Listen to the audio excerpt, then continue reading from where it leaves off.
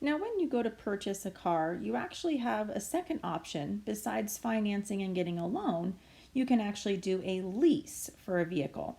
Now, leasing is the practice of paying a specified amount of money over a specified time for the use of a product. Leasing is essentially a long-term agreement. There are two types of leasing contracts. There's an open-ended lease and a close-ended lease. A close-end lease, where each month you make a fixed payment based on an estimated usage. When the lease ends, you return the car and pay for mileage in excess of your estimate. So let's say you go to lease a car and it's a close-end lease, and you estimate that you're going to drive your car 12,000 miles over the 5-year lease. That's 60,000 miles in the end. At the end of those 5 years, when you return your car, you need to make sure that it has 60,000 miles or less. If it has more than that, then you end up paying per mileage in addition to what your lease was. So you have to be careful on how much you use the car in this type of lease. Or there's an open-end lease, where each month you make a fixed payment based on the car's residual value. Now, residual value is the estimated resale value of the car at the end of the lease and is determined by the dealer. When the lease ends, you return the car and make a payment based on its appraised value at that time compared to its residual value. If the appraised value is less than the residual value stated in the lease, you pay all or a portion of the difference. If the appraised value is greater than or equal to the residual value, you owe nothing and you may receive a refund. So this type of lease is based on the value of the car. They estimate how much the car is worth. They have you pay a monthly payment every month for the term of the loan. And then at the end, depending on the value of your car, if it is a lower value, then you might owe, or if it's a higher value, you might owe. If it's a lower value, you might get a refund. So depending on the value of the vehicle.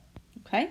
Now you've got to be careful when you go to finance or lease a loan to weigh the advantages and disadvantages. There are advantages and disadvantages of leasing. You can kind of read through all of them. I've just highlighted a few. The advantages of leasing a vehicle is that typically a lease payment for a new car is lower than financing a new car. That doesn't mean you're going to pay less, it just means that the payment is lower typically. The disadvantages, when the lease is up, you do not own the car, you need to give the car back. Whereas if you finance over 5 years and you do a regular loan, at the end of the 5 years, your car is paid off and you own that vehicle.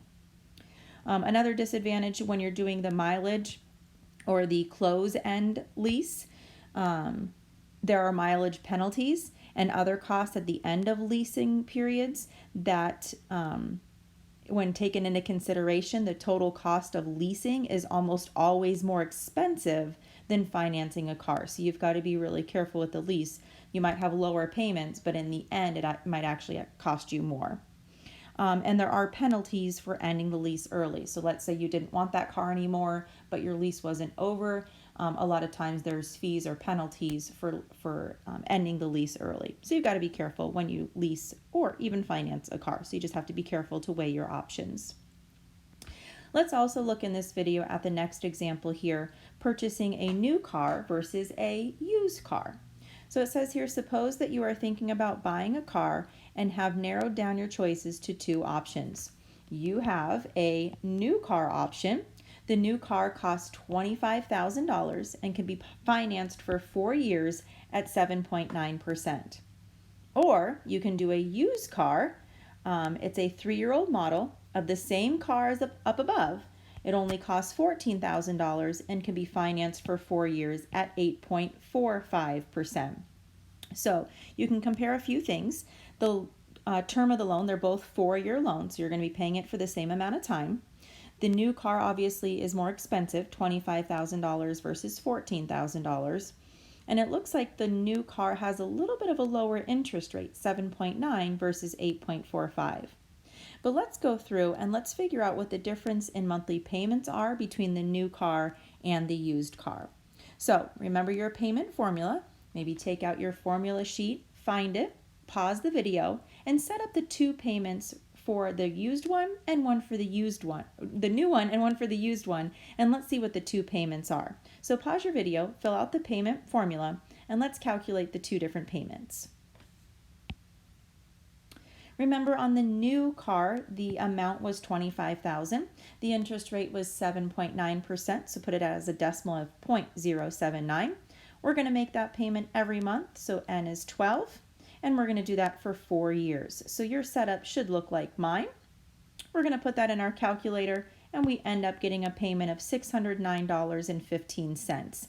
If they rounded it to the whole dollar, then we would say approximately your payment for this new car would be $609. What about the used car? Remember, the used car was only $14,000. The interest rate was 8.45, so as a decimal 0.0845. We're going to make that payment every month, and we're going to do that for 4 years as well. What would the payment be on the used car? I ended up getting $344.75. If we rounded that to the whole dollar amount, we would approximately pay $345 every month for the next 4 years. So what's the difference between the two? Obviously, looking at the new car, your payment is going to be a lot higher than the used car, $609 versus $345. So what would you be saving if you bought the used car versus the new car? Well, if my payment on the new was $609 and my payment on the used was $345, the difference there is $264. Now that's $264 that you could be saving every month for the next 4 years if you buy the used version of the vehicle versus the new version of the vehicle. I know that it's 3 years old, but look how much money you could be saving. $264 every month for the next 4 years. If you calculate that, it actually works out to be $12,672 that you would be saving just for getting the used car instead of the new car. That's a lot of money.